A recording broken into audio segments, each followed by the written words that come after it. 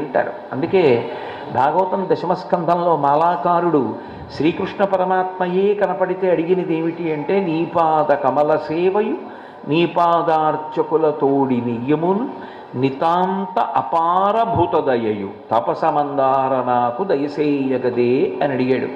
ఇప్పటికీ పూజ పూర్తి చేసుకున్న తర్వాత ఈ పద్యం చెప్పి తీర్థం తీసుకునేటటువంటి పెద్దలు ఎందరో నాకు తెలుసు.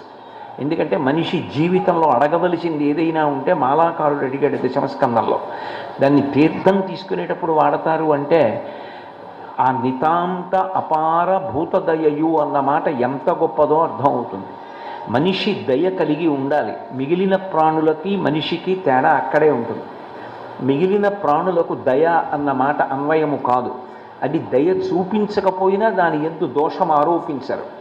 ఒక పెద్ద పులి ఆకలితో ఉందనుకోండి, నిండు చూలాలైనటువంటి ఒక జింక ఇంకొక 5 నిమిషాలలో ఈనుతున్నటువంటి జింక ఆ పులిని చూసి పరిగెడుతుంటే, కడుపులో ఉన్న జింక పిల్ల బయటికి వస్తూ ఉంటే వెంటపడి పరిగెత్తి పంజా పెట్టి కొట్టి తల్లి జింకని పిల్ల జింకని కూడా చంపి పులి తినేసింది అనుకోండి, అయ్యయ్యో దానికి పెద్ద పులికి దయా అన్న మాట అన్వయం అవ్వదు, సింహానికి దయా అన్న మాట అన్వయం అవ్వదు.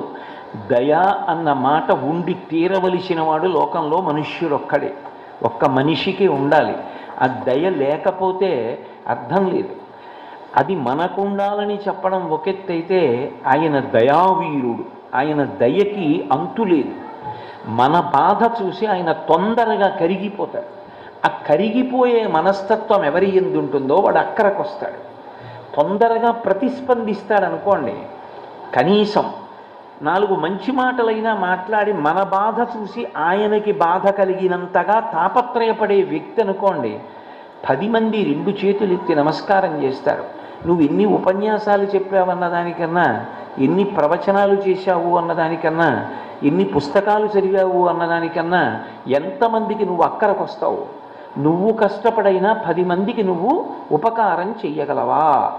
అది చెయ్యగలిగిన వాడైతే ఈశ్వరుడు సంతోషిస్తాడు తప్ప, కేవల మాటలు కూడా మంచివే, అవి తక్కువ అని నేను అనను. ఎందుకనంటే వాక్కు అగ్నిహోత్రం, అజ్ఞాన దాహకత్వం చేస్తుంది.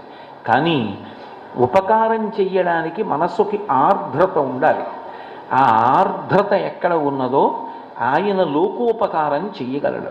అంత దయ కలిగినటువంటి వాడు, తొందరగా కదిలిపోయేటటువంటి మనస్తత్వం ఉన్నవాడు, పిలిస్తే పలికేటటువంటి లక్షణం ఉన్నవాడు.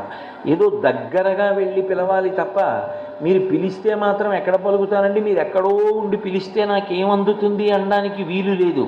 పేరుకి ముందు శ్రీకారం ఉన్నది, శక్తిఘనము, అన్నిటినీ మించి వీరలక్షణం ఉన్నది, చాలా గొప్ప దయ కలిగిన వాడు. మీరు ఎక్కడ ఉండి మనస్సులో స్మరించండి ఆయన్ని, వెంటనే ఆయన ప్రతిస్పందిస్తాడు. అందుకే దయావీర, ధర్మవీర.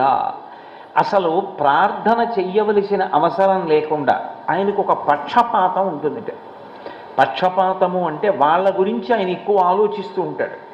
వాడు గత జన్మలలో చేసుకున్నటువంటి కర్మల వలన వాడికి ఏదైనా కష్టం రావలసి వస్తే, రేపొద్దున్న వాడికి నేను ఈ కష్టం ఇస్తున్నానని బెంగ పెట్టుకుని ఆ కష్టం రాకుండా నివారణోపాయాన్ని ఇవాల్టి నుంచే సిద్ధం చేయగలిగినంత సౌమ్య బుద్ధి కలిగి ధర్మ రక్షణ చేస్తూ ఉంటాడు. కాబట్టి ధర్మవీరుడు.